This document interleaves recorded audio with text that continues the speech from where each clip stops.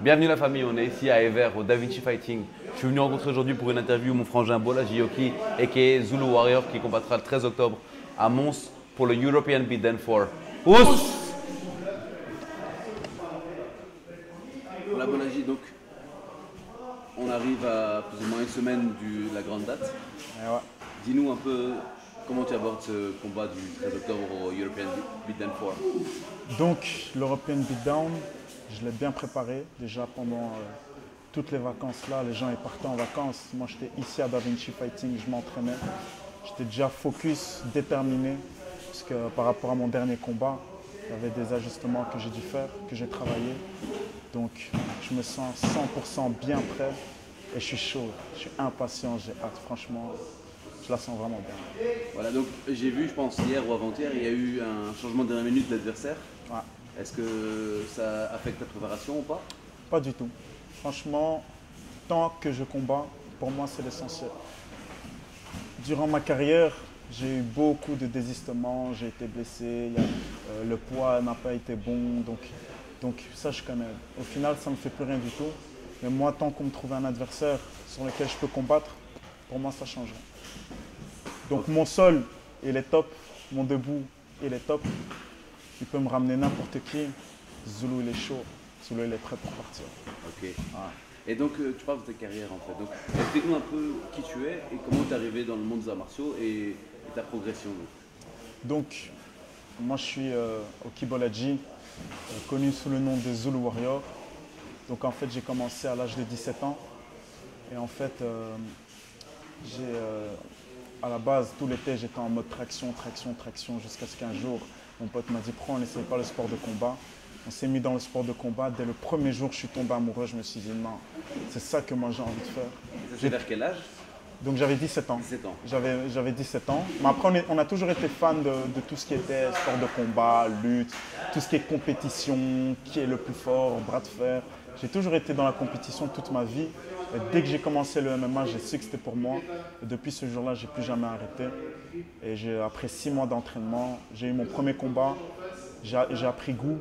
Et ensuite, me voilà. Ton premier combat c'était en quoi? C'était en MMA. C'était en MMA. MMA avec casque. Dans la cage, c'était à Anvers et j'ai fait un match nul. J'ai kiffé. Je me suis entraîné, revenu plus fort. J'ai goûté au pied-point.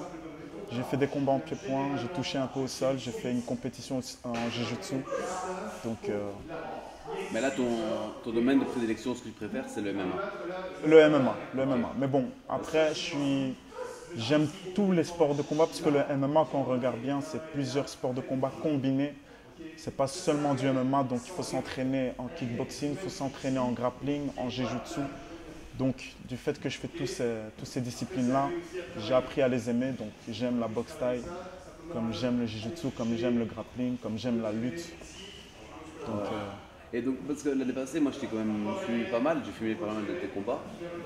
Bon, c'était essentiellement en pied-point à 80%. À part le European Beatdown, je pense pas que tu aies fait beaucoup de MMA. ben si, en fait, les gens des fois ils pensent que j'ai fait uniquement de la boxe thaï, mais j'ai quand même fait aussi quand même beaucoup de combats en MMA. Je suis parti à Londres pour faire mon combat en MMA. J'ai combattu aux Pays-Bas en MMA. En fait, ce que les gens ne savent pas, c'est que j'ai beaucoup varié. Mais c'est vrai qu'une fois que la Valentine est arrivée dans notre salle à Da Vinci Fighting, je me suis beaucoup accroché au pied-point pour augmenter mon striking.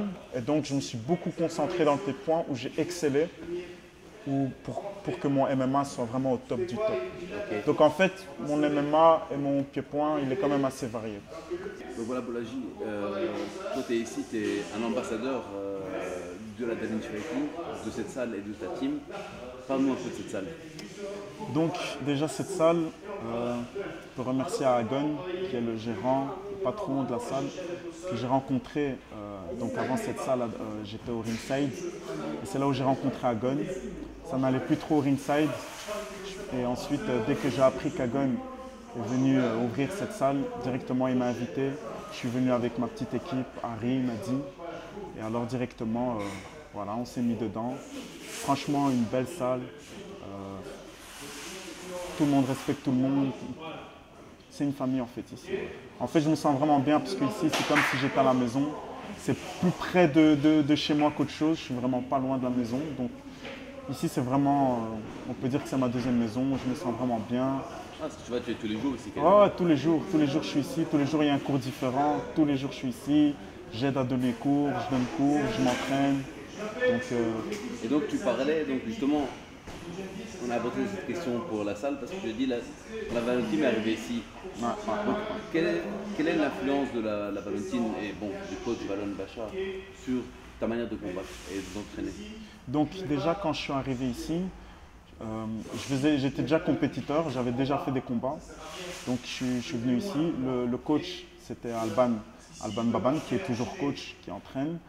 Et en fait, je me suis entraîné avec Alban pendant une saison où il m'a coaché, il m'a entraîné. Déjà, mon niveau en pied-point, il a déjà un peu monté. Je me rappelle mes premiers sparring avec Alban, c'était la misère. C'était la misère. Et ensuite, il m'a bien coaché, il m'a toujours dit quand les Valoniens, quand la Valentine va venir ici, tu vas pouvoir les gérer. Moi, je les voyais un peu plus de haut puisque voilà, il y avait les compétiteurs tels que Hicham, les Dino, les Arman. C'est des pros de classe A qui sont vraiment top en pied-point. Donc, dès qu'eux ils sont arrivés, je me suis entraîné avec eux. Et j'ai vu vraiment mon évolution faire comme ça. Donc de moi-même, j'ai pu le voir. De mon premier sparring avec Alban jusqu'à mon dernier sparring avec Alban, je vois le changement.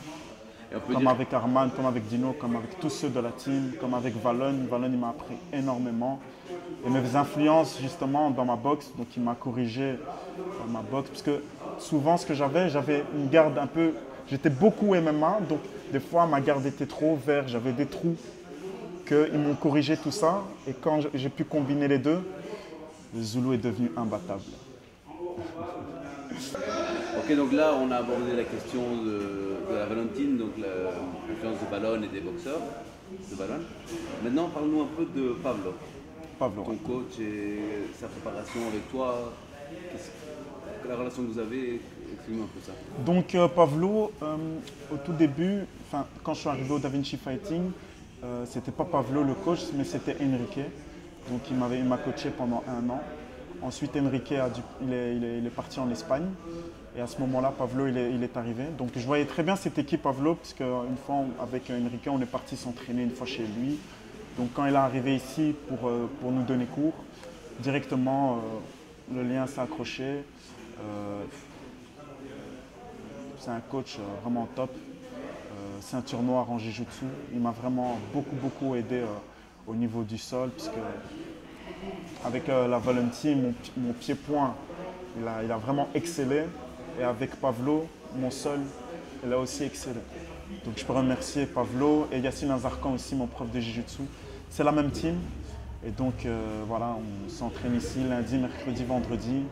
Chaque fois, je tourne avec lui. Au début, avec lui aussi, c'était la misère au sol. Il me retournait à chaque fois. Aujourd'hui, je peux mieux gérer. Donc, voilà. D'accord. Donc, Bolaji, la saison dernière, comme j'ai dit, je t'ai suivi beaucoup en pied-point, donc j'ai filmé beaucoup de tes combats. J'ai vu que tu surclassais les adversaires, c'était à la fin, c'est même plus drôle. On arrivait, tac, on savait que tu allais arriver, KO premier round, bye bye. Maintenant, qu'est-ce que tu penses qu'on peut faire pour que tu puisses avoir des adversaires de ton niveau? Donc déjà, la saison qui est passée là, j'étais en classe C au niveau box style.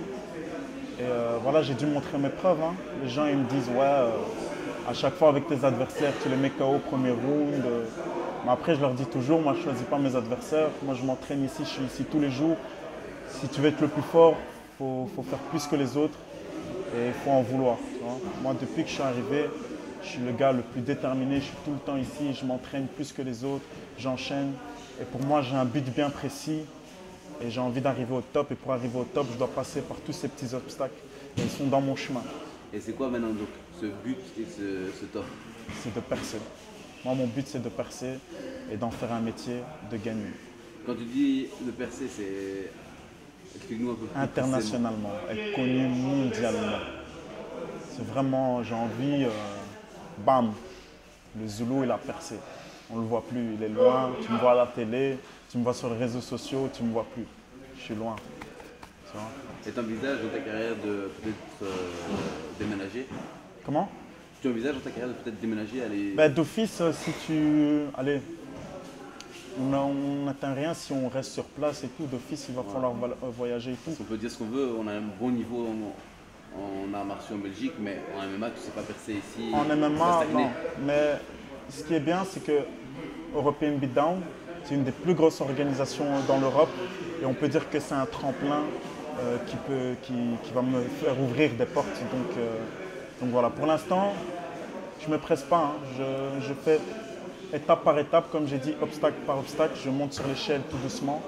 Et je sais que je vais y arriver, parce que je ne m'arrêterai pas de toute façon tant que j'y arriverai pas. Et maintenant, on va aborder cette saison qui arrive, donc 2018-2019. Dis-nous un peu quels sont tes plans, ce que tu as proposé, qu'est-ce qui arrive en fait cette année? Combat, combat, combat, combat, combat. Maintenant, en fait, maintenant, j'arrive à un stade où j'ai fini l'école. Donc j'ai aussi une petite pression de ma mère. Tu fais quoi maintenant, tu vois? Il faut faire rentrer de l'argent. Donc moi-même dans ma tête, je sais ce que je veux. Moi, ce que je veux, c'est la boxe. J'ai pas envie d'avoir une vie comme tout le monde, qui se lève à 8 h du matin, qui fait un truc qu'ils n'ont pas envie, ils reviennent à la maison, ils sont fatigués. Moi, je vise plus haut que ça. Moi, j'ai envie de vivre mes rêves. Et donc là, maintenant, je cours après mes rêves. Et donc pour moi, là, maintenant, mon objectif, cette saison-ci, c'est de combattre un maximum. J'ai monté en classe, je suis passé pro, donc maintenant, toute cette saison, si je vais être professionnel, donc chaque combat, je dois faire en sorte que je gagne. En boxe taille aussi, je passe en classe B, donc à chaque fois c'est rémunéré.